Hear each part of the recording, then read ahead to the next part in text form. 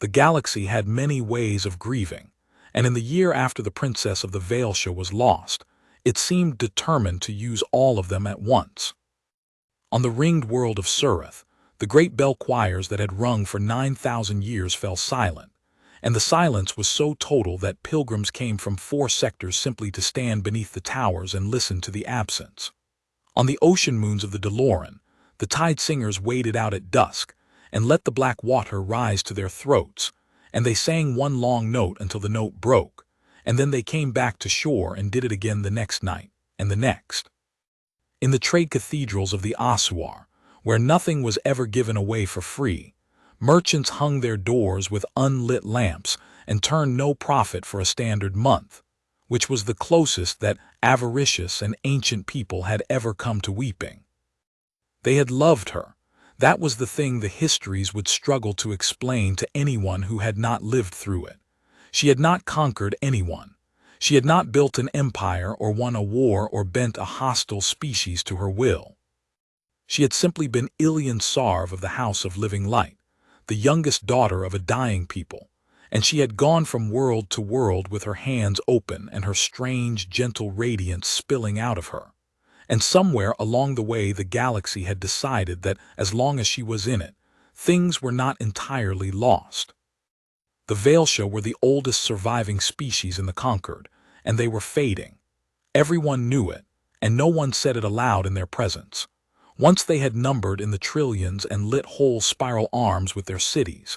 Now they were fewer than the population of a single human harbor town, and their light guttered lower with each generation. They did not die of any disease that medicine could name. They simply grew dimmer, as a coal grows dim, until one dusk of Vael'Sha would sit down and not rise, and the glow beneath their skin would cool to gray, and that would be that.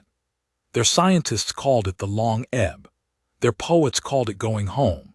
Either way, the end was coming, and they met it the way their whole civilization had learned to meet everything, with a terrible serene courtesy that made outsiders want to shake them.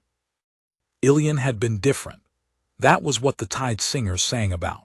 She had been born brighter than any Vael'Sha in 11 generations, so bright that as an infant she could not be looked at directly, and her nurses had wept because a child so luminous was either a miracle or an omen, and in a fading people the two were hard to tell apart. She had grown up carrying that light like a lantern held into a dark room, and instead of guarding it behind the walls of her father's palace the way tradition demanded, she had insisted on taking it out into the galaxy. She went where the Vael'Sha never went. She sat in the smoke of the Asuar markets. She waded into the black tides of Delor. She held the hands of the dying on plague worlds that the Conquered had quarantined and forgotten.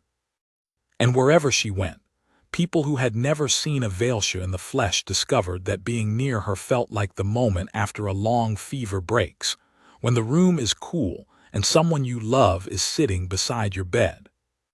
So when the news came that her ship had gone down in the Vashti Reach, the galaxy did not simply lose a princess.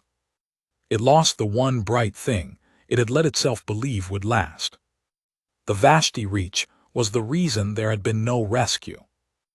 It was not a place so much as a wound in the map, a vast smeared region 3 sectors wide where 2 dead stars had collapsed too close together an age ago and torn the local space into ribbons.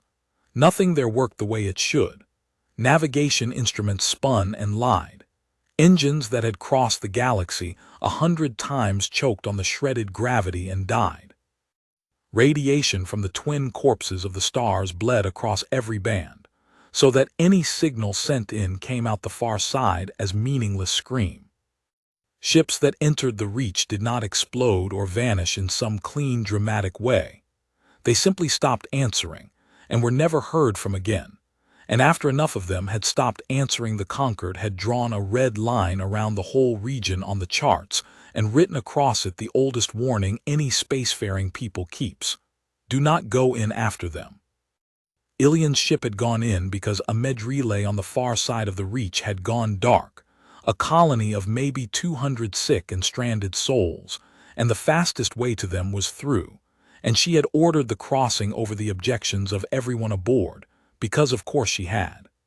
Halfway across, Her signal had frayed into the scream and stopped. The Concord sent 3 rescue craft in after her, 1 from her father's fleet and 2 volunteers, and the Reach ate all 3. After that, the Concord Assembly did the coldest, most necessary thing a governing body ever does. It voted to stop. They held a memorial that half the galaxy watched. Her father, the old sovereign of the Vael'Sha, so dim now that attendants had to walk beside him with lamps, stood before the assembled species and thanked them for their grief with that unbearable serene courtesy, and declared the mourning year, and asked that no more lives be spent chasing a light that had gone out. It was the correct thing to say. It was, everyone agreed, the mature and responsible and humane thing to say. Nearly everyone.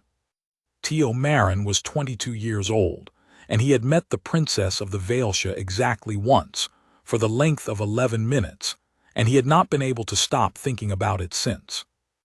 He was a relay technician, 3rd grade, which was as low as a rank could be while still being a rank. He worked the listening station at Caval Anchorage, a scabby cluster of docking rings and fuel tanks bolted to a nickel-iron asteroid on the frayed edge of the Reach, the last inhabited speck before the red line on the charts. Caval existed to do one job, to sit at the mouth of the wound and catch whatever crawled out of it. Mostly nothing crawled out of it. The station's population was 91 souls, most of them freight handlers and fuel jockeys, and a handful of technicians like Tio, whose entire professional life consisted of watching instruments register nothing and logging that nothing had been registered. He had come out to Caval for the reason a lot of young humans took bad postings on the edge of nowhere, because home had gotten too small and too full of expectations, and the far dark was the one place expectations couldn't follow. His mother ran a hydroponics co-op on a rim colony and had wanted him to take it over. His father was long gone into the deep freight lanes and sent a message on Tio's birthday most years. Tio had grown up between the green humid rows of his mother's farm and the black glass of the rim colony night, and he had spent his whole childhood with his face pressed to that glass, aching toward something he could not name. And the day he turned 18, he had signed onto the first outbound berth that would take him, and he had kept signing on, farther and farther, until he ran out of galaxy and washed up on Caval at the edge of the one place no one went. He was not a hero. It is important to be honest about that, because the histories would later try to make him one, would try to fit him with the armor of some destined chosen thing, and he was none of it. He was a lean, quiet, stubborn young man with a technician's cracked hands and a habit of finishing other people's sentences in his head and not aloud. He was good at his job in the specific way that lonely people are good at jobs that involve listening. He noticed things. He noticed patterns in noise. It was, in the end, the only remarkable thing about him, and it was enough. He had met her because 11 months before she was lost, before any of it, her ship had put in at Caval to refuel on its way somewhere else, and the Princess of the Vael'Sha had come off the ship and walked the docking rings while the tanks filled, because she always did, because she could not bear to pass through a place and not touch it. Tio had been running a cable along the number 4 ring, up to his elbows in a junction box, swearing quietly at a corroded coupling, and he had looked up and there she was. He had not known who she was at first. He had only known that the corridor had gotten warmer and brighter, and that a young woman was standing a few meters off looking at the tangle of cables with genuine curiosity. She was not what the recordings made her look like. The recordings made her look like an idol, remote and gold. In person she was small and quick, and her light was not a glare but a warmth, a low steady glow under skin the color of dawn, and her eyes were the disconcerting deep of a species that had been old when humans were still learning fire. She asked him what he was doing. Not the way officials ask, filling silence. She actually wanted to know. So he told her. He showed her the corroded coupling and explained how the whole station's outward-facing array ran through this one junction, how if it failed nobody at the edge of the Reach would hear anything coming, how it was his job to make sure the ears never went deaf. She listened with her whole self, the way He would realize much later. She listened to everyone, as if in that moment there was nothing in the galaxy more worth understanding than a corroded coupling and the young man fixing it. And near the end of those 11 minutes, she said a thing he would carry for the rest of his life. She said, "So you are the one who listens for the lost." He had laughed, embarrassed, and said something about how mostly he listened for freight manifests, and she had smiled, and the smile had reached her ancient eyes, and she said, "Someone has to keep the ears open. Promise me you will not let them close." And he had said, "I promise," the way you say it to a beautiful girl you will never see again, lightly, meaning it more than he understood. Then her ship was fueled and she was gone, and he went back to swearing at the coupling, and he told the story exactly once to his bunkmate, who did not believe him. 11 months later she flew into the Reach, and the scream took her, and Tio Marin sat at his listening post at the mouth of the wound, and did not sleep for 4 days. Because here was the thing that no one else in the galaxy could know, the thing that only the one who listens for the lost would ever have caught. The signal was not entirely gone. Everyone had accepted that Ilian's transmission frayed into noise and stopped. And it was true that on every standard band, on every channel the rescue ships had monitored, there was nothing but the shriek of the twin dead stars. But Tio did not monitor the standard bands. His whole miserable posting was built around the understanding that anything crawling out of the Reach would be mangled beyond recognition. So his station carried an array of experimental deep listeners, tuned to the ugly fractional frequencies that nobody else bothered with, the gutter bands, the places in the spectrum where only garbage lived. And 3 days after the Concord voted to stop, at the very bottom of the gutter, in a band so low and so filthy that it should have held nothing but the death rattle of the stars themselves, Tio Marin found a rhythm. It was almost nothing. It was a pattern in the noise, a faint repeating stutter, so faint that the station's own automated filters had flagged it as an artifact and thrown it away 11 separate times. Any reasonable technician would have agreed with the filters. Tio pulled it out of the trash 11 separate times and looked at it, and on the 12th he stopped being reasonable. Because he knew that rhythm. He had spent 4 days listening to the recordings of Ilian's last transmission, the way half the galaxy had, over and over, and buried inside the frayed edge of it. Just before the scream took it, there had been a moment where her ship's beacon had shifted to an emergency cadence, a distress pattern the Vael'Sha used, a specific stutter meaning we are down but we live. And the rhythm at the bottom of the gutter band, the almost nothing that the filters kept throwing away, was that same stutter, weaker, slower, fraying at the edges like a voice going hoarse from calling. But the same. Someone in the Reach was still keeping a beacon alive. He took it to the station chief. Of course he did. That was the correct thing, the mature thing, the thing you are supposed to do. Chief Odaru was a decent tired woman 3 years from her pension who had spent her whole career at the edge of the wound and had watched it swallow better people than a third-grade tech. She looked at Tio's data for a long time. She did not say he was wrong. That was the worst part. She said, even if it's her, even if it is, you know what's between here and there. He knew. 3 rescue ships, she said. Her father's cruiser, all gone. The assembly voted Tio, not because they stopped caring. Because they ran the numbers on how many more people the Reach would take before it gave anything back. And the number was everyone. It's always everyone. So we just log it, Tio said. We log that we heard her still alive and we file it and we let her die.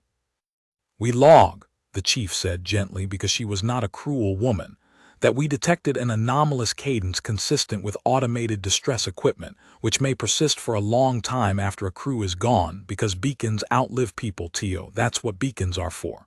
She held his eyes. Do you understand what I'm telling you? A beacon can call for months after everyone who could hear it is dead. You are listening to a machine. Machines are faithful. That's not the same as her being alive. And the terrible thing, the thing that kept him at his post shaking for another day, was that she was right. It might be only the machine. The odds were overwhelming that it was only the machine, a faithful stupid beacon stuttering its call into the dark long after the light it was meant to summon help for had gone out. To go into the Reach chasing, it would be to spend his life on a coin flip weighted almost entirely toward a corpse.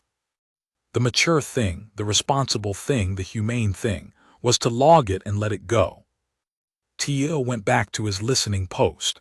He pulled the rhythm out of the gutter one more time and put it in his ears and closed his eyes. And under the stutter, under the machine-faithful distress cadence that a corpse's beacon might make for months, he heard something the filters could never have flagged because no filter was built to look for it. Every so often, not on any schedule, not in any pattern a machine would make, the beacon's cadence would falter and shift, just slightly, and then correct itself, as if someone was adjusting it by hand.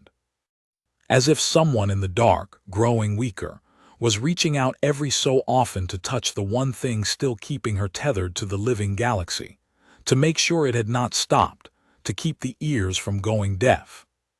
"Someone has to keep the ears open," she had said.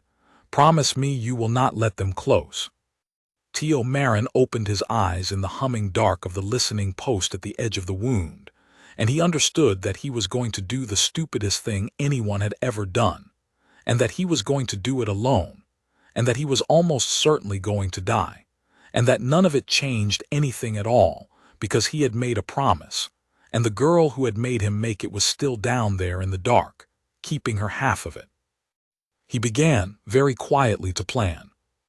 Planning to enter the Vashti Reach was, Tio discovered, mostly a matter of accepting a series of impossible things, and then working out how to survive each of them for slightly longer than the one before. The first impossible thing was the ship. Caval Anchorage had no vessels rated for the Reach, because nothing was rated for the Reach, but it had a boneyard. Every anchorage at the edge of dead space has one, a slow accumulation of wrecks and write-offs, and hulks too damaged to fly and too expensive to scrap, tethered in a loose, drifting orchard on the station's far side where nobody looked. Tio had spent 3 years cataloging that boneyard in the idle hours of his listening shifts, because cataloging junk was the sort of thing that soothed him, and so he knew, better than anyone alive, exactly what was out there. What was out there was a Tureth-class survey tug named the Ferromoth, a stubby, ugly workhorse that had been built 2 centuries ago to crawl into the atmospheres of gas giants and skim fuel, which meant it had been built to survive being hit by things. Its hull was triple laminated against pressure and shear. Its engines were old-fashioned reaction drives that did not care about the shredded gravity that killed modern engines, because they did not try to fold space. They just pushed against it, brutally and reliably, the way a swimmer pushes against water. It had been written off after a fire had gutted its life support and command core, but the fire had never touched the drives or the hull, and Tio had been quietly, obsessively rebuilding its guts for 2 years, telling himself and everyone else that it was a hobby, a way to pass the empty shifts, a thing to keep his cracked hands busy. He had not known all that time what he was really building. Now he did. The second impossible thing was navigation, and there was no solving it, so he did what humans have always done with problems that cannot be solved. He changed the problem. He could not navigate the Reach, because no instrument could see through the scream of the dead stars. But he did not need to navigate the whole Reach. He only needed to reach one point in it, the source of the beacon, and the beacon itself was a landmark. It was the one signal that punched, however faintly, all the way out to the gutter bands. If he could not see where he was going, he could at least hear it. He rebuilt the Ferromoth's whole sensor suite around a single principle: forget seeing, listen. He stripped out the blind optical arrays and the useless gravitic charts, and he bolted in a copy of his own deep listener, tuned to the bottom of the gutter, and he wired it to a crude directional rig so that the ship could turn its head toward the stutter the way a person turns toward a sound in the dark. The Ferromoth would not fly to Ilion. It would feel its way to her, blind, following the sound of her keeping her promise. The third impossible thing was the radiation, and the Reach's radiation was the kind that did not just kill you. It unmade you, sleeting through shielding and flesh and instruments alike. Against this Tio had almost nothing, and this was the part where he had come closest to giving up, sitting in the gutted command core of the Ferromoth at 3 in the station's arbitrary morning with his head in his hands. Because a person could rebuild engines and rewire sensors, but a person could not outclever hard radiation with a technician's third-grade salary and a boneyard full of junk. It was Chief Odaru who solved it, which he had not expected, because he had never told her he was going. She came out to the boneyard one shift end and found him under the Ferromoth's belly, and she stood there a while in the drifting orchard of wrecks with her arms crossed, and then she said, "You're going anyway." He did not answer. There was no answer that was not either a lie or a confession, and he was too tired for either. "I ran your data again," she said. "The cadence variations, the hand corrections you flagged." A long pause. "You're right. It's not just a beacon. Something down there is still deciding to live."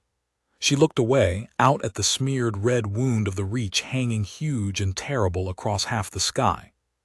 "I've sat at the mouth of this thing for 29 years, Tio, and I have logged every ship it ever took, and I have never once, not one single time, gotten to log a ship that came back. Do you understand what that does to a person? To keep the ledger of a thing that only ever subtracts." Then she told him about the ore freighters. The Reach's outer shell, the first few days in, was crossed by old automated ore freighters, dumb heavy haulers that had run the same fixed loop for decades before the region got too dangerous even for machines, and they had been abandoned in place, and they were built of dense refined ore slag meters thick, the best radiation shielding in the sector, sitting there dead and unclaimed. "You can't shield the whole trip," she said, "but you can hop. Freighter to freighter, shelter in the shadow of one, let the storm front pass, then run for the next. It'll double your time in there, triple it maybe." She handed him a data sliver. "Their last known positions. I pulled them from the old traffic logs. It's not much." Tio took the sliver. It was, in fact, everything. It turned an impossible trip into a merely suicidal one, which for a human is a meaningful improvement. "Why?" he said. Odaru was quiet for a long moment. "Because I logged her too," she said finally. "Same as all the others. Anomalous cadence consistent with automated distress equipment. I filed it and I told myself it was the mature thing." She looked at him, and her tired eyes were wet.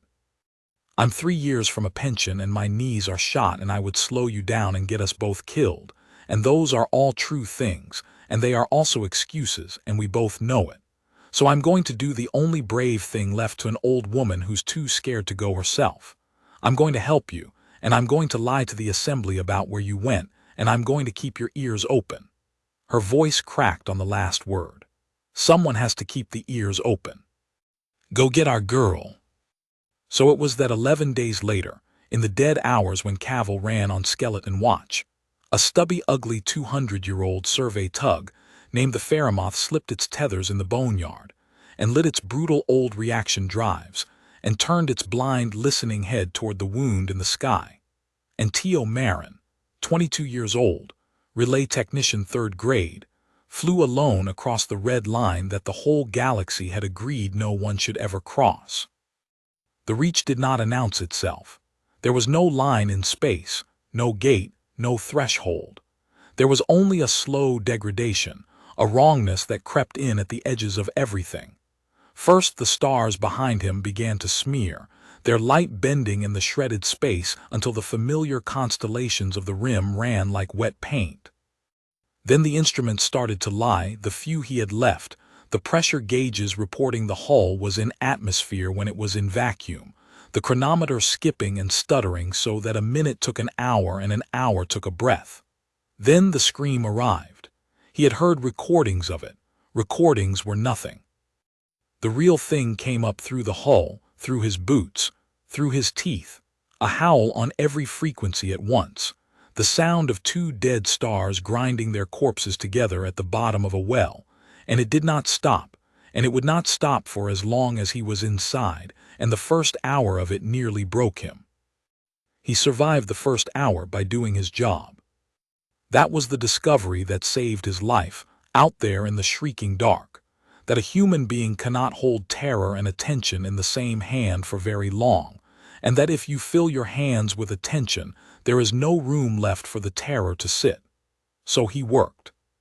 He watched the single instrument he trusted, the deep listener, and he kept the Feramoth's blind head turned toward the faint stutter of Ilian's beacon, correcting and correcting, and he found the first ore freighter exactly where Odaru's ancient traffic log said it would be. A vast dead slab of a ship the size of a city block, tumbling slowly end over end in the murk, and he tucked the Feramoth into the radiation shadow behind its ore-dense bulk, and he let the storm front wash past, and he breathed. And he did not die. Then he ran for the next one.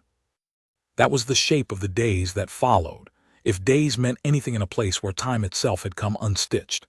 He learned to read the Reach the way he had once learned to read the gutter bands, by pattern, by feel, by the accumulation of small noticed things.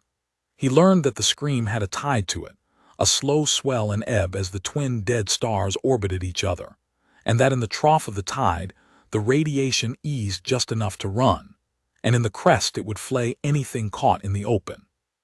He learned to sleep in freighter shadow in 90-minute snatches with the listener wired to wake him, and he learned to eat without tasting, and to drink recycled water that stank of the fire that had gutted the ship, and he learned to talk to himself out loud to fill the silence between the screams, and he learned, most of all, to trust the stutter. Because the stutter was getting stronger, not much.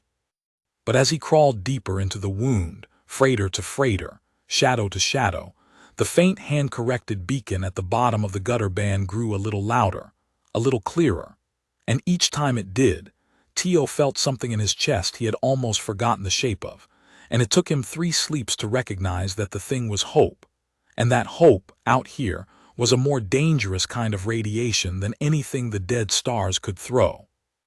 Because it made you want to run in the crest of the tide, instead of waiting for the trough. He nearly died twice.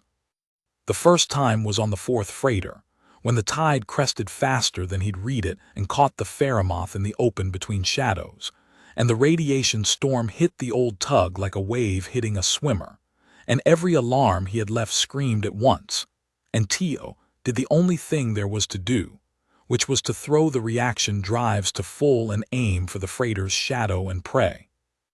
And the old brutal drives that did not care about shredded gravity shoved him through the storm front with his skin crawling and his vision full of false light, and he made the shadow with seconds to spare and lay on the deck shaking for an hour while his ruined dosimeter clicked and finally settled. He had taken a dose that would have to be dealt with someday. Someday was not a problem for a man who did not expect to have one. The second time was worse because it was not the Reach that nearly killed him. It was himself. It happened on the long crossing between the 6th freighter and the 7th, the deepest freighter, the last one Odaru's logs knew about, after which there was only open Reach and the beacon somewhere beyond it.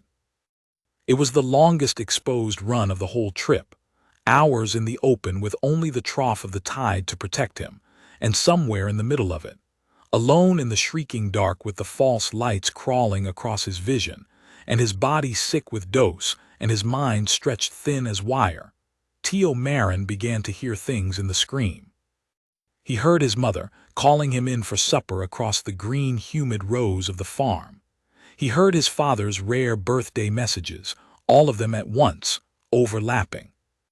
He heard the tide singers of Delore and the silent bells of Surith ringing after all, and under all of it he heard a voice, small and warm and ancient, saying his name, saying Tio, saying you promised, and he did not know any more whether it was the beacon or the radiation or his own dying mind. And for the first time since he had crossed the red line he thought, with a strange calm, that it would be so easy to stop, to let the ship drift, to close his eyes and go home the way the Vael'Sha went home, sitting down and not rising, the glow cooling to gray. What saved him was the coupling. not a memory of her, a memory of the work.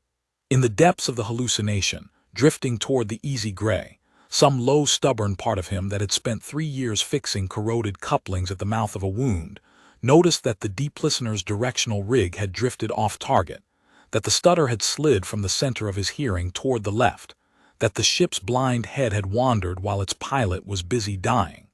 And the technician in him, the third-grade nobody who noticed patterns in noise, could not bear it. He reached out with a hand that did not feel like his, and he corrected the rig, the way she corrected her beacon, by hand, in the dark growing weaker, refusing to let the ears close, and the stutter slid back to the center of his hearing, loud now, close now, and the sound of it burned through the hallucination like dawn through fog. And Tio came back to himself with his face wet and his heart hammering and the 7th freighter rising huge and dead in front of him. He tucked into its shadow, he let the storm pass. And when the tide ebbed, he came out the far side of the last freighter into the open reach, and there was nothing ahead of him now but murk and scream and the beacon, so close now that he did not need the gutter band to find it, so close that it rang in his ordinary hearing, a slow, faltering, hand-corrected stutter. We are down, but we live. We are down, but we live, coming from a single point in the dark, perhaps 6 hours crawl ahead. Tio Marin pointed the blind, stubborn head of the Ferromoth at the sound of a promise being kept, and he crawled the last 6 hours through the shrieking heart of the wound the whole galaxy had given up on, and at the end of them, out of the murk, there rose the broken shape of a ship. It was her ship, he knew it the way you know a face. The proud swept lines of a Vael'Sha royal cutter, gone dark, its running lights dead, one whole flank torn open where something in the reach had raked it, tumbling with agonizing slowness against the red murk. It was, by any measure a rescue crew would use, a tomb. Nothing that looked like that had a living soul aboard. But the beacon was still stuttering, and as Tio brought the Ferromoth alongside, matching the wreck's slow tumble, close enough now to see the frost of vented atmosphere glittering along the torn flank, close enough to see that most of the cutter was open to vacuum and dead, he saw one thing that the whole cold calculus of the assembly had never accounted for. In the wreck's aft section, behind an emergency bulkhead that had sealed when the flank tore open, behind a small port thick with ice, there was a light. Not the dead gray glow of failed machinery, not the false light of radiation on a dying man's eyes. A low, steady, living warmth, the color of dawn, dimmer than it should have been, fading, but there, unmistakably there, the way she had glowed in a station corridor 11 months and a whole galaxy of grief ago. She was alive. She was actually impossibly alive. And Tio Marin, who had crossed the red line no one crosses, who had followed the sound of a kept promise through the heart of a wound, floated alone in a dead man's tug beside a princess's tomb that was not a tomb, and began, with shaking, cracked hands, to work out how in the name of every silent bell in the galaxy he was going to get her out. The problem with the light in the aft port was that everything between Tio and it was trying to kill him.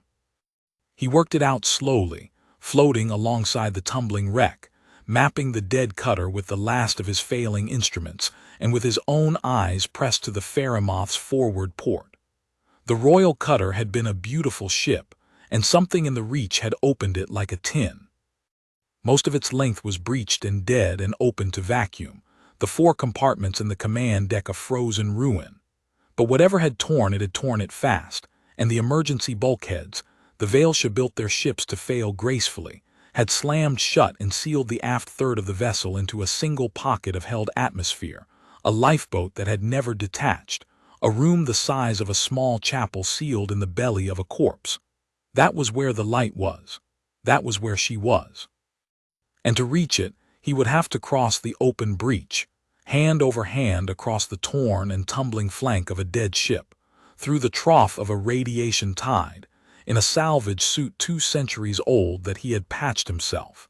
And then he would have to find a way through a bulkhead built to never open again. He did not let himself think about the whole of it. That was another thing the Reach had taught him. You do not survive an impossible thing by facing the whole of it. You survive it by cutting it into pieces small enough to hold and holding them one at a time. So he did not think about the bulkhead. He thought about the suit. He checked the suit. Then he thought about the tether. He rigged the tether. Then he thought about the first handhold on the tumbling wreck, and only that, and when he had it fixed in his mind, he cycled the Faramoth's lock and pushed out into the shrieking red dark, and the scream of the dead stars came up through the suit and into his teeth, and he began to climb. Crossing to the wreck was the longest 3 minutes of his life. The cutter tumbled, slow and vast, and he had to time his leap to the roll of it, and he misjudged.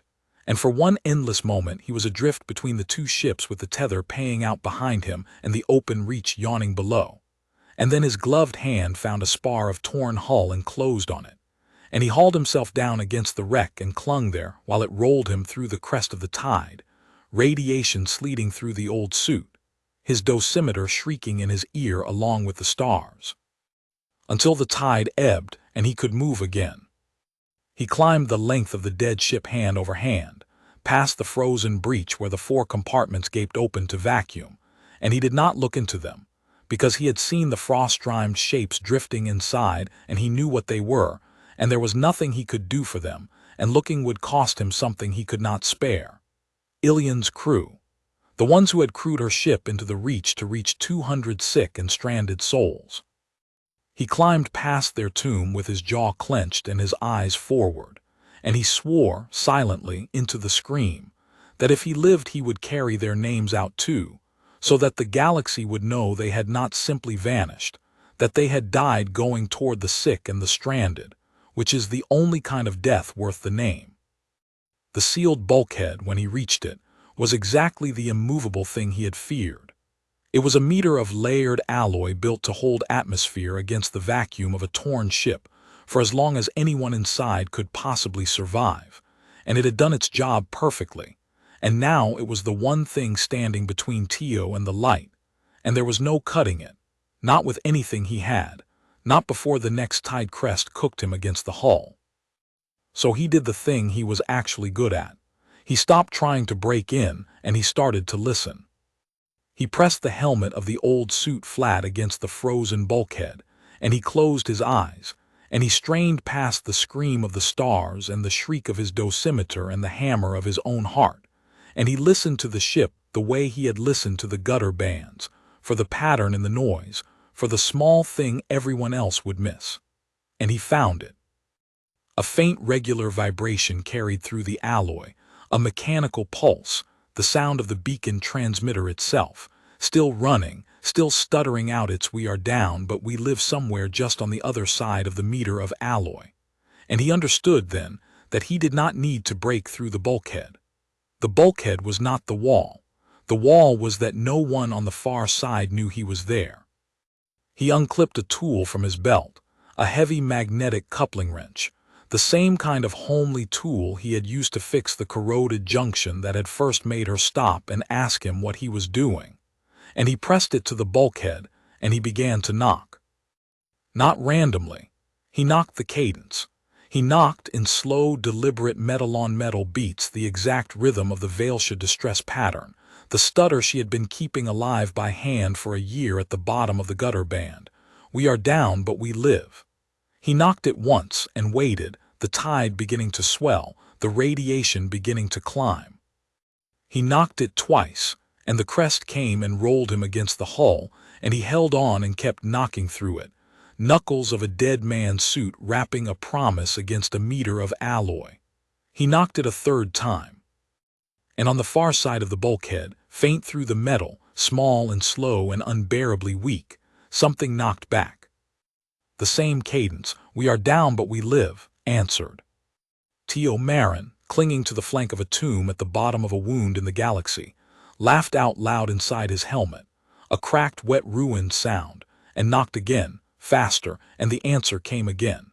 And for a few minutes in the shrieking dark, two people who could not see each other and could not speak spoke anyway, in the oldest language there is, the language of "I am here, I am here. You are not alone." And it was the only conversation in the entire galaxy that mattered. and no one would ever hear it but the two of them and the dead stars. Then came the hard part, and the knocking could not solve it.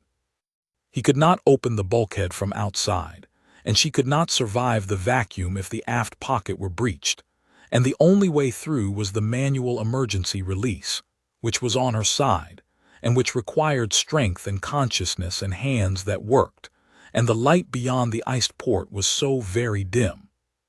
So Tio did the last thing he had left.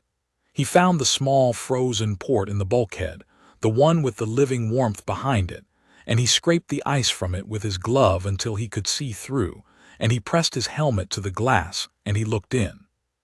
The aft compartment was a wreck within a wreck, a chapel-sized space strewn with the debris of a year's desperate survival, ration wrappers and torn paneling, and a jury-rigged nest of thermal blankets in one corner beside the beacon transmitter she had kept alive. And in the nest, wrapped in the blankets, so thin now, so faded, her dawn-colored glow guttered down to the last low embers of itself, was Ilian Sarv of the House of Living Light, the princess the whole galaxy had buried, looking back at him through the glass with her ancient deep eyes wide open in something that was not quite disbelief, because the Vael'Sha did not disbelieve, but was as close to it as her serene old people ever came. She lifted one thin hand. She pressed it to the glass from the inside. Tio pressed his glove to it from the outside, alloy and glass and centuries and a whole galaxy of grief between their palms, and through the helmet speaker, on the suit's short-range channel that she could not possibly be receiving, he said the only thing there was to say. He said, "You told me to keep the ears open." And her lips moved on the far side of the glass, and though he could not hear her, he could read the shape of it, and the shape of it was, "You kept your promise." Then her eyes closed and her hand slid from the glass, and the last low embers of her light dimmed further, and Tio understood with a lurch of pure animal fear that she was not resting. She was going. The long ebb had her, and she had held it off for a year by pure will and the effort of keeping her beacon alive, and now that someone had finally come, now that the calling was answered and the will could finally let go, she was letting go. She was sitting down and not rising, the glow cooling toward gray. She had held on exactly long enough to be found, and being found had told her she could stop. "No," Tio said, into the useless channel, and then he screamed it. "No, no, you don't get to do that, not now, not after all of it." And he hammered on the port with the coupling wrench. The distress cadence again, faster, louder. "We are down, but we live live," and her eyes did not open. There was no time now for cleverness. The tide was swelling toward another crest, and his dosimeter was a solid scream, and the light beyond the glass was almost gone, and there was only one thing left that a human being can do when all the clever things are used up, which is to spend himself. Tio braced his boots against the tumbling hull on either side of the bulkhead's manual override panel, the one he could not open from outside, the one built to never open again, and he got the coupling wrench into the seam of it, and he pulled. It was not enough. Of course it was not enough. The panel was built to hold atmosphere against vacuum forever, and he was one exhausted, irradiated young man in a 200-year-old suit, and the seam did not so much as flex. He pulled until the muscles of his back and arms tore, until his vision went white, until the scream of the stars and the scream of his dosimeter, and the scream that came out of his own throat all became one single scream, and the panel did not move, and he thought, with the strange calm that had almost killed him in the crossing, that he was going to die here, clinging to the outside of her tomb, having come all this way only to fail at the very last meter, and that she would die on the far side of a wall he could not break, and that no one would ever know either of them had been here at all. And then he thought of the Ferromoth, the old survey tug, built 2 centuries ago to survive being hit by things.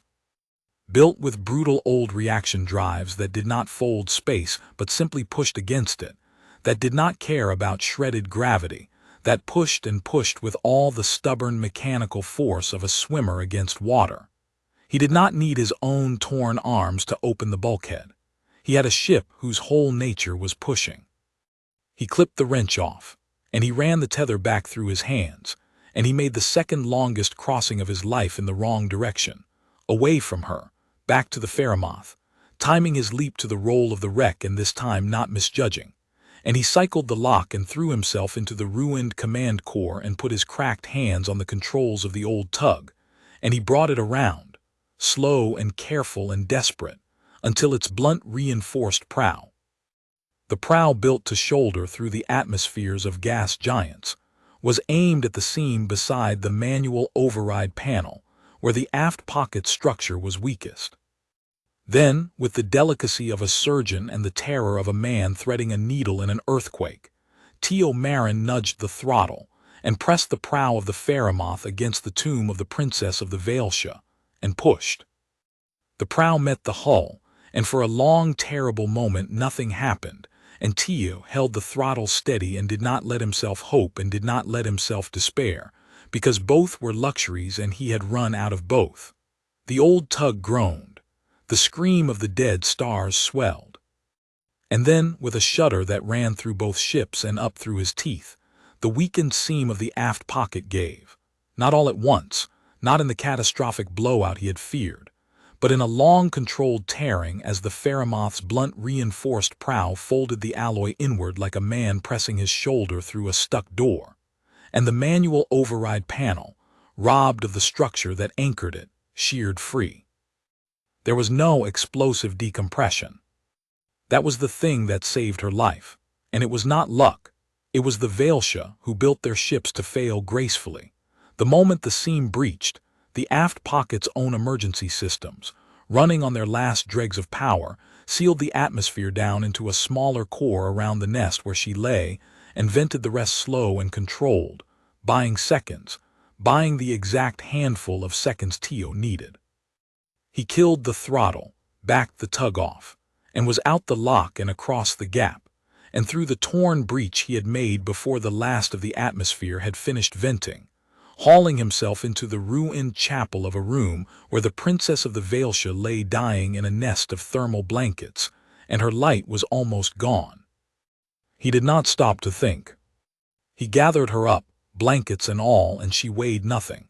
She weighed like a thing made of paper and embers, and her ancient eyes cracked open against his shoulder, and her lips moved, and he could not hear her over the scream, but he did not need to. And he wrapped her tighter and clipped her to his own suit's tether and turned back toward the breach. And the tide was cresting, the radiation climbing, the open reach yawning red and shrieking between the wreck and the Ferromoth. And he made the crossing a fourth time with a dying princess bound to his chest, hand over hand along the tumbling flank of her own tomb. And this was the crossing the histories would try and fail to describe.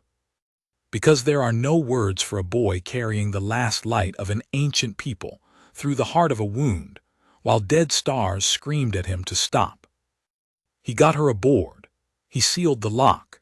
He carried her into the ruined command core and laid her in the crash couch he had padded with everything soft he owned, and only then, with her out of the vacuum and out of the worst of the radiation and wrapped in the warmth of the tug's laboring life support, did he let himself look at her properly, and what he saw nearly undid all his resolve.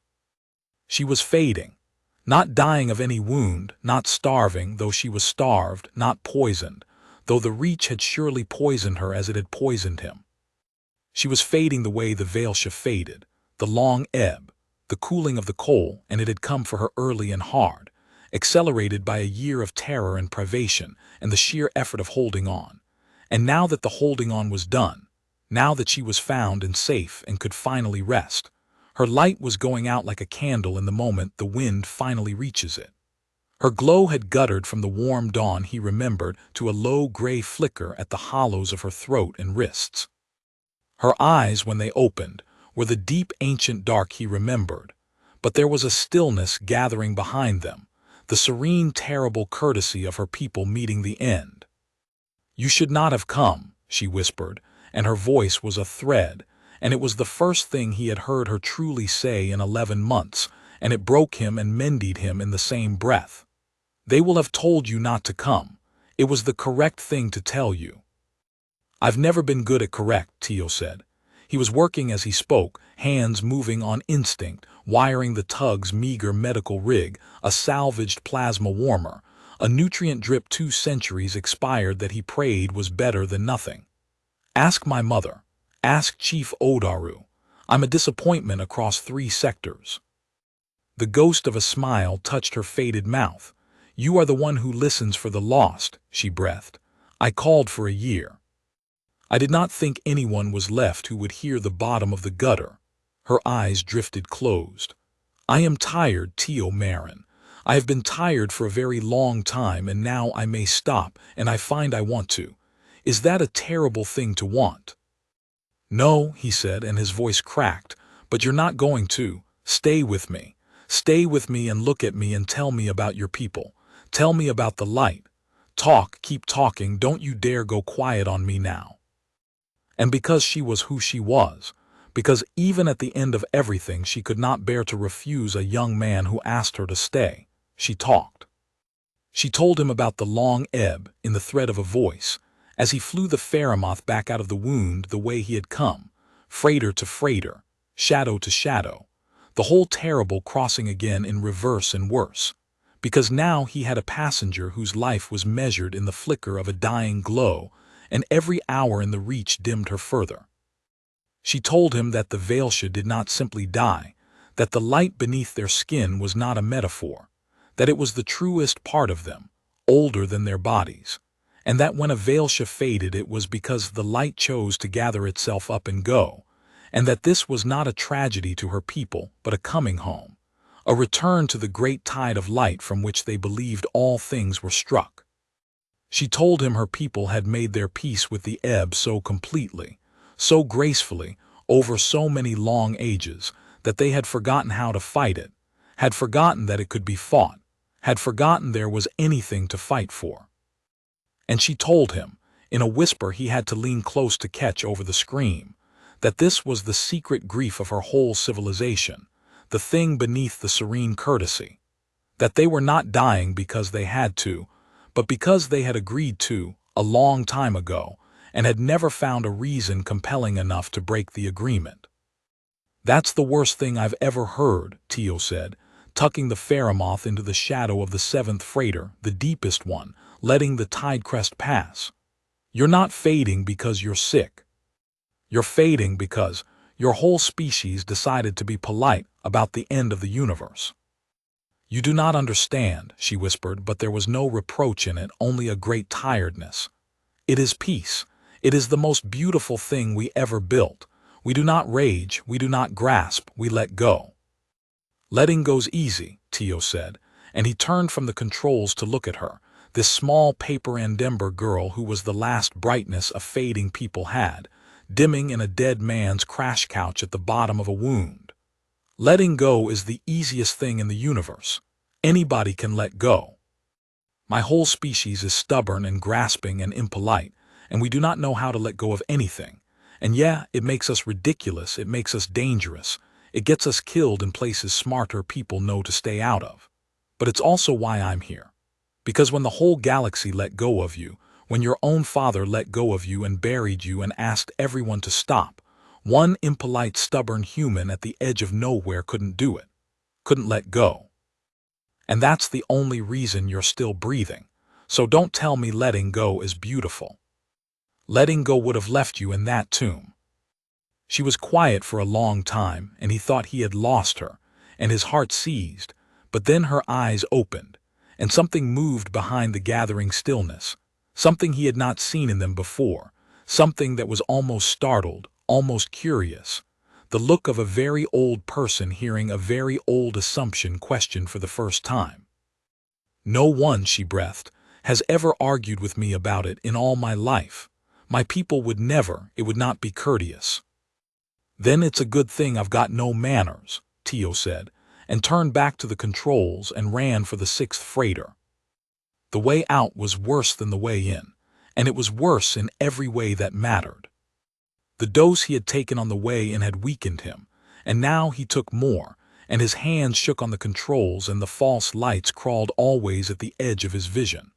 The Faramoth, battered by the crossing and by shouldering open a tomb, groaned and shuddered and lost a little more of itself at every crest. And Ilion faded. That was the clock that ran beneath everything, the clock he could not stop or slow. Every hour in the Reach took a little more of her light, and there were many hours between the deep freighter and the red line and the open galaxy beyond. And he did not know, he genuinely did not know, whether there would be any light left in her by the time he got her out. So he did the only thing he could do about the clock, which was to give her a reason. He talked to her, the whole long crossing out, and he made her talk back, and he did to her exactly what she had done to a nervous young technician in a station corridor 11 months before. He made her feel that there was nothing in the galaxy more worth understanding than the person in front of him.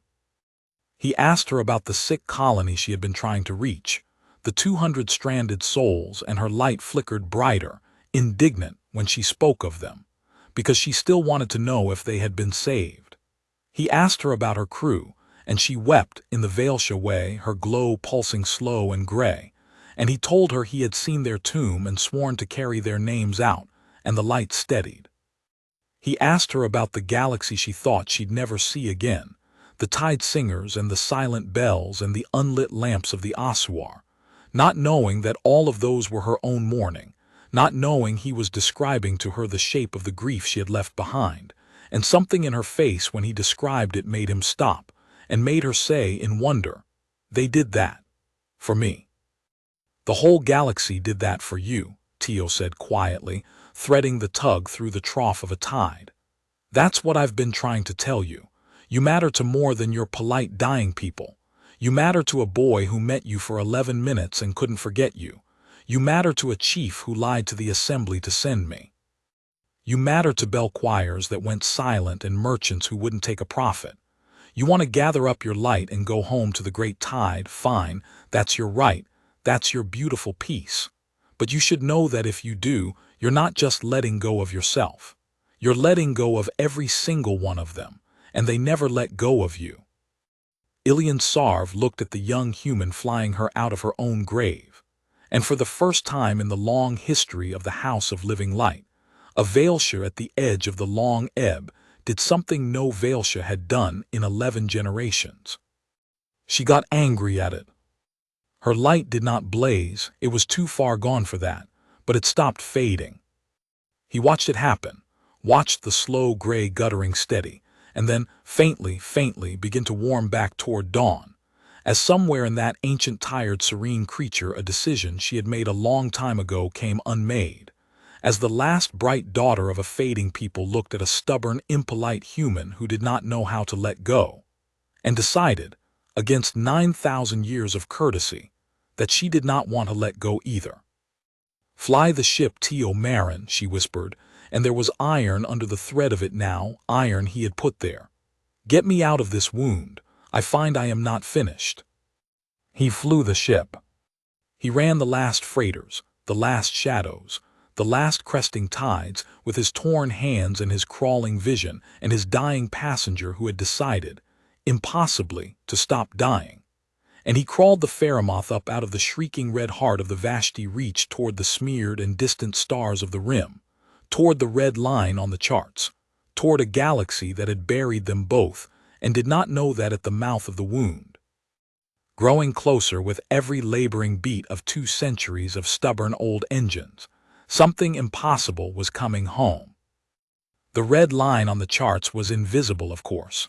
There was no gate, no threshold, no moment you could point to, but Tio knew when they crossed it because the scream stopped. It did not fade. It stopped all at once, the way a scream stops when the throat that makes it finally closes, and the silence that rushed in behind it was so vast and so sudden that Tio flinched, his hands coming off the controls, his whole body braced for a blow that did not land.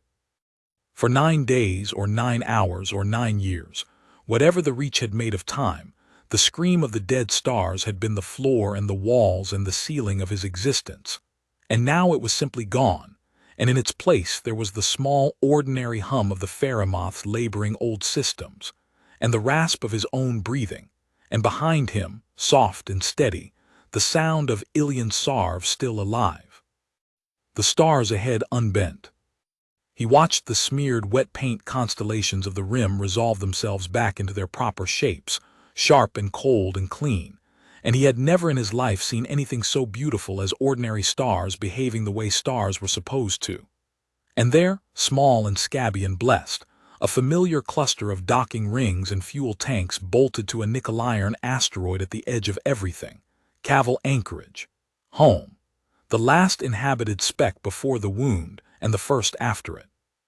The Ferromoth's short-range channel, silent since he had crossed the line, crackled to life, and Chief Odaru's voice came through it, thin and disbelieving and cracking on every word. Cavil traffic to unidentified craft crossing the exclusion boundary. You are transmitting a survey tug transponder. That's not possible. That's a boneyard hull. Identify, please identify. Tio keyed the channel. His voice, when it came, was a ruin, scoured raw by the scream and the dose and the days. Cavil, this is the Ferromoth. Tio Marin, Relay Tech, 3rd grade. He had to stop. He had to breathe. I kept the ears open, Chief. I found her. I've got her. She's alive. The channel was silent for 3 full seconds, and then Chief Odaru began to weep on an open frequency, the whole edge of the galaxy listening, and she did not care, and she said, "Say it again. Marin, say it again. I have to log it. I have to log it right. Say it again for the record." "For the record," Tio said, and behind him Ilian's faint dawn-colored glow warmed a shade brighter at the sound of it. "The princess of the Vael'Sha is alive, and I'm bringing her home." He did not know then that the frequency Odaru had answered on was patched, as all Cavil's traffic was, into the conquered relay net, the same net that had carried Ilian's memorial to half the galaxy. He did not know that his ruined voice, saying she's alive, I'm bringing her home, went out from that scabby anchorage at the edge of nowhere and hit the relay net and did not stop. He did not know that within an hour it had crossed 3 sectors, and within a day it had reached the ringed world of Sureth, and the ocean moons of Delore, and the trade cathedrals of the Asuar, and the dim guttering halls of the Vael'Sha themselves. He did not know that a galaxy in the depths of a morning year had just heard the one thing it had told itself it would never hear again, and did not believe it, and could not stop listening to it, and began, cautiously, terribly, against all its own hard-won wisdom, to hope. He did not know any of that. He was too busy keeping her alive. They kept the Ferromoth in a quarantine ring off Cavil's far side, because a ship out of the Reach was a ship soaked in radiation, and Tio himself was a walking dose, and there was no bringing either of them into the station proper without killing half of it. So Cavil came to them. Odaru sent her best, which was not much, a medical tech and a decon crew and every rim-shielded blanket on the station, and they cycled into the Ferromoth's ruined command core in hard suits, and found a princess the galaxy had buried lying in a crash couch with her light guttering low, and a young man beside her who would not leave her side, who had to be pried away from the couch, who kept saying, "Keep her talking. Don't let her go quiet. Keep her talking." Until the medical tech gently told him that she was talking, that she was asking about him, that he could rest now. He did not rest. He sat in the corner of the quarantine ring in his ruined suit with his ruined hands and watched them work on her, and he would not sleep until her light had steadied, and it did steady, slowly, over hours, as clean water and clean air and the simple fact of being found did what the Reach had spent a year undoing. Her glow warmed from gray toward dawn. Her ancient eyes cleared. And somewhere in those hours, the truth of what he had done began to arrive at Cavil Anchorage on the relay net, in the form of an avalanche. The Vael'Sha fleet was coming. Her father's fleet, the old dim sovereign himself, breaking a morning year to cross the galaxy at a speed his people had not flown in generations. The conquered assembly was coming, the same body that had voted to stop, sending an honor escort and a fleet of medical ships, and Odaru reported dryly, a great many officials who had voted to stop and now urgently wished to be photographed near the outcome. The tide singers of Delore were coming. Pilgrims from Surith were coming. Half the galaxy, it seemed, had turned its prow toward one scabby anchorage at the edge of a wound, and it was all coming to see a thing it had been told for a year was impossible. The lost princess, walking home alive. And Ilion, when she was strong enough to understand it, when her light had warmed enough that she could sit up in the crash couch and look out the port at the gathering ships, said the strangest thing. "I do not want to be carried," she said. Tio, half asleep in his corner, lifted his head. "What?" "They will want to carry me." Her voice was still a thread, but the iron he had put there had not left it. "It is what my people do. When one of us is found weak, we carry them gently with great honor wrapped in bourne so that they need not spend their light on walking. It is a kindness. It is our most beautiful courtesy." She turned her deep old eyes on him. "And it is the thing I have decided I do not want. I have spent a year deciding not to let go. When I come home, I will not be borne home like something fragile that was recovered. I will walk on my own feet through my Father's gates so that every world watching understands that I am not a relic that was salvaged. I am a person who chose to live." A pause. "You taught me that, the impolite way. I find I have caught it from you like a fever." "That's the radiation talking," Tio said, but he was smiling, and it hurt his scoured face to smile, and he did it anyway. "Perhaps," she said, "but you will walk beside me. That is not a request, Tio Marin. The galaxy will want a story, and it will try to make one without you. It will try to make me a miracle and you a footnote, because that is easier, because a princess restored by fate is a prettier tale than a princess dug out of a tomb by a stubborn nobody who would not let go. I will not permit it. When I walk through those gates, the one who listened for the lost will walk beside me, or I do not walk at all." Tio looked at her for a long moment, this small, warm, fierce creature he had carried out of a wound, and he understood that she had just done for him exactly what he had done for her, refused to let the galaxy write him out of his own life. And he found he did not have the words for it, so he did the only thing he had left, which was to nod once and mean it more than he understood, the way he had meant a promise in a station corridor 11 months and a whole lifetime ago. The days that followed were a blur of decon and medicine, and the strange dawning weight of what was coming. The dose Tio had taken had to be dealt with, and it was dealt with. The Vael'Sha medical ships arriving with technology that Cavill's decon crew had only read about, and their physicians going gray when they scanned him. One of them telling him quietly that by every model they had he should not be alive, that no organism should have survived the exposures the Reach had put through him, and Tio shrugging and saying that his species was stubborn and grasping, and did not know how to let go of anything, including its own cells, which the Vael'Sha physician did not find as funny as Tio did. Her light came back. That was the thing that mattered, the thing that all the gathered ships and officials and pilgrims and singers had come to see and could not quite believe. The dawn-colored glow of the last bright daughter of a fading people, warming day by day back toward the radiance that had once been too bright to look at directly. The long ebb had let her go. She had reached the very edge of the coming home her people found so beautiful, and she had turned around and walked back from it. And the Vael'Sha physicians did not have a word for that, because in 11 generations it had never happened, and the closest word they had was one from their oldest songs, a word for the first light after the longest night, and they began, quietly, to use it for her. And then the day came. Her father's fleet had brought the old gate. That was the Vael'Sha way. A sovereign did not receive his people on borrowed ground, so they had flown the living gate itself across the galaxy, a vast arch of luminous stone that had stood at the heart of the Vael'Sha capital for 9,000 years, and they had set it up on the broad main dock of Cavill Anchorage. This ancient, impossible thing of light bolted temporarily into a scabby freight dock at the edge of nowhere, because that was where she was, and the gate came to her. Beyond the gate stood the gathered galaxy. Not all of it, of course, but its heart, its representatives, its grief made flesh and turned now toward hope. the dim sovereign at the front, so faded that attendants stood beside him with lamps, his old eyes fixed on the sealed medical bay where his daughter waited. The conquered assembly in their ranks, the tide singers of Delor, pilgrims from Sureth, the relay net's eyes, carrying it all to every world that had mourned, to bell choirs and unlit lamps and black tides, to a galaxy holding its breath.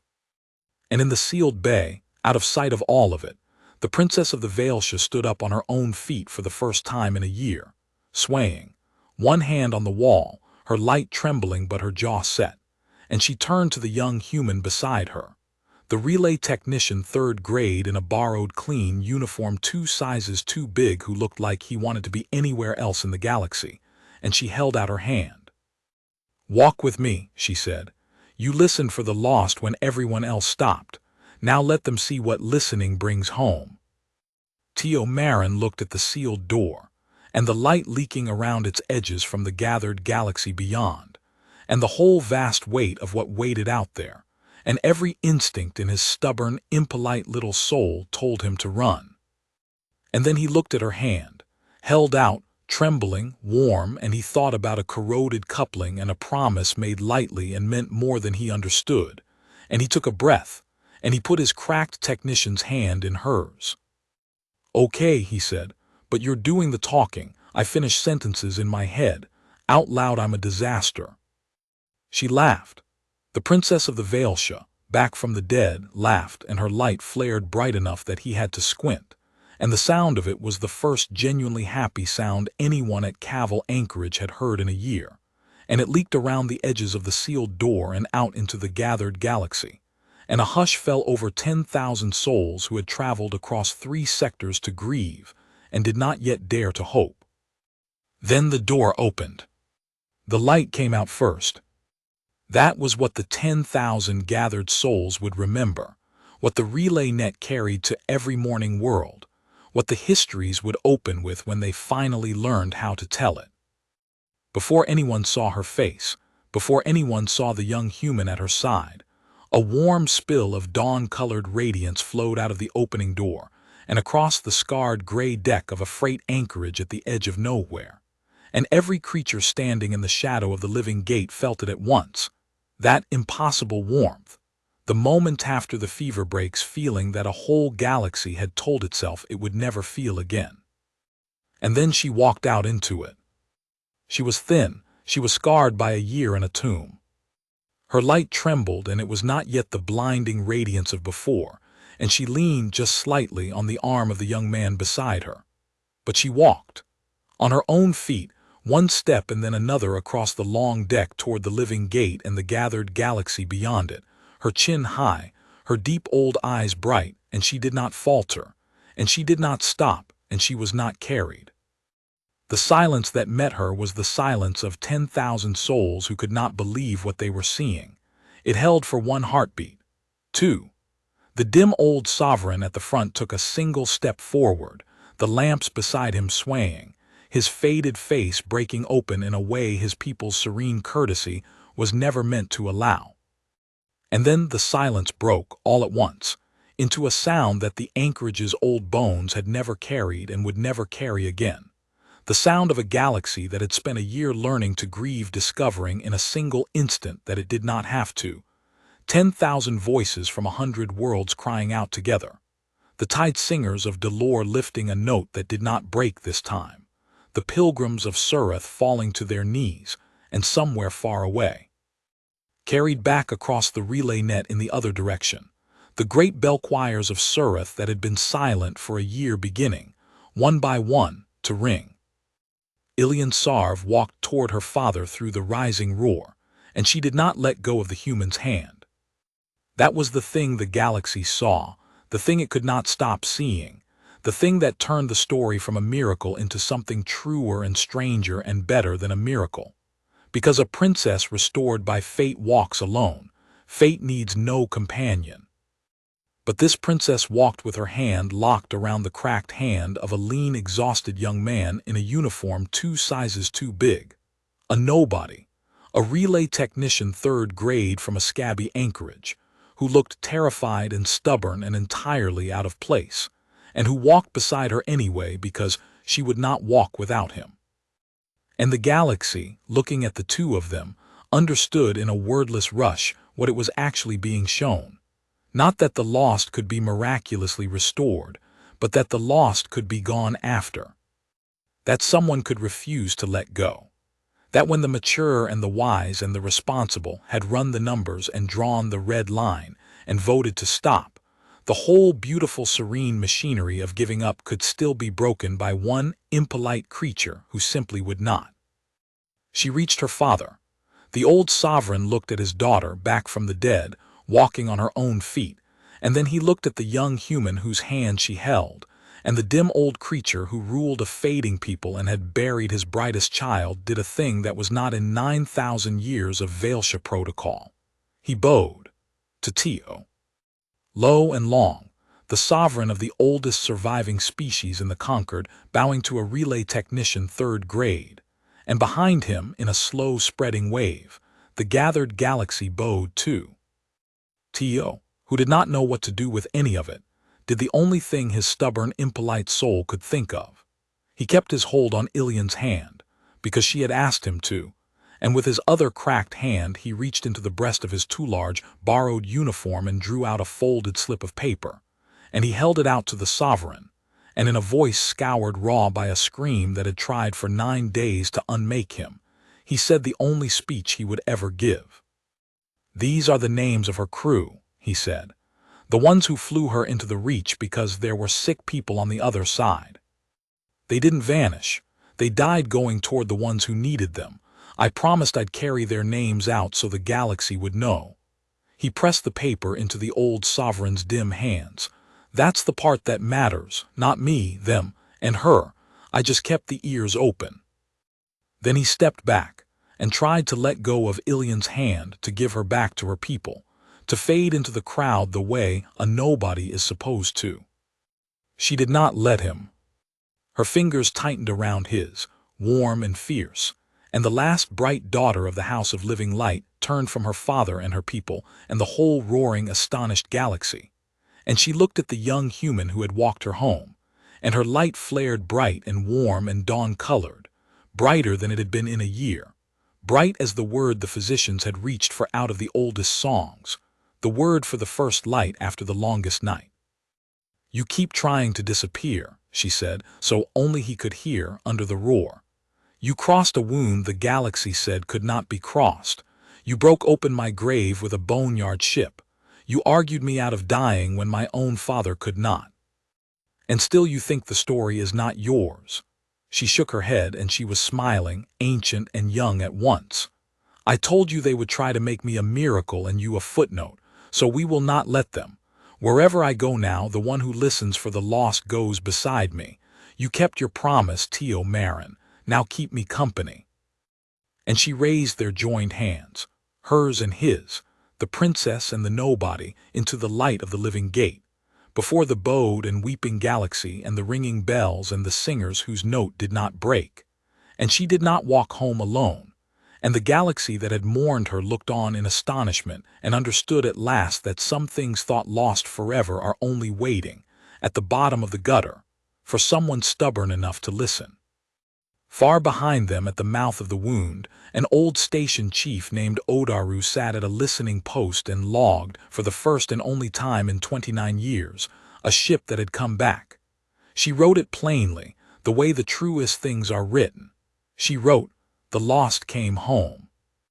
And then she left the ears open, the way she always would, because somewhere out there in the shrieking dark there is always someone still keeping a beacon alive, still stuttering into the gutter we are down but we live, still waiting for the one who listens. And now the galaxy knew, because a young human had shown it, that letting go was the easy thing, and the beautiful thing and the wrong thing, and that the right thing was harder and stubborner and far less polite, to cross the line and follow the sound and walk them home.